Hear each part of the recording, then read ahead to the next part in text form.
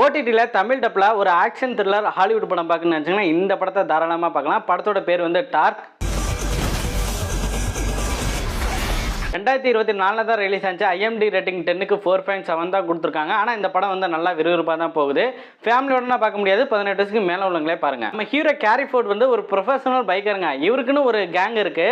ஒரு மர்டர் கேஸில் வந்து இவர் மாட்டிக்கிறாரு. அந்த மர்டர் கேஸ்லேருந்து இவர் வந்து எப்படி தப்பிக்கிறாருந்தாங்க இந்த படத்தோட ஸ்டோரி.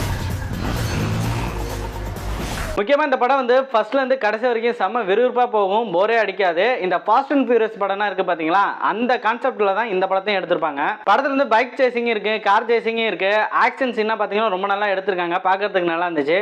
எனக்கு இந்த பைக் ரேசிங் படம் பிடிக்கும், பைக் சம்மந்தப்பட்ட படம்னா பிடிக்கும், பைக்கை வேகமாக ஓட்டினா பிடிக்கும். அப்படிங்கிறவங்களுக்கு இந்த படம் வந்து பிடிக்க வாய்ப்பு இருக்குது. மற்றபடி பார்த்தீங்கன்னா சிம்பிளான ஸ்டோரி தான். ஒரு சில இடங்கள்லாம் போர் அடிக்க வாய்ப்பு இருக்குது. தமிழ் டப்பிங்கை பொறுத்த வரைக்கும் பார்த்தீங்கன்னா ரொம்ப நல்லா பண்ணியிருக்காங்க. ஆனால் நிறைய இடத்துல வந்து அவங்களோட லாங்குவேஜில் தான் பேசுவாங்க. அதனால் கீழே வந்து தமிழ் சப்டைட்டில் போட்டிருக்காங்க. படத்தில் ஸ்டார்டிங்கில் ஒரு சில இடத்துல கிளாமர் சீன் வருது. அதனால் 18 வயசுக்கு மேலே உள்ளவங்க பாருங்கள்.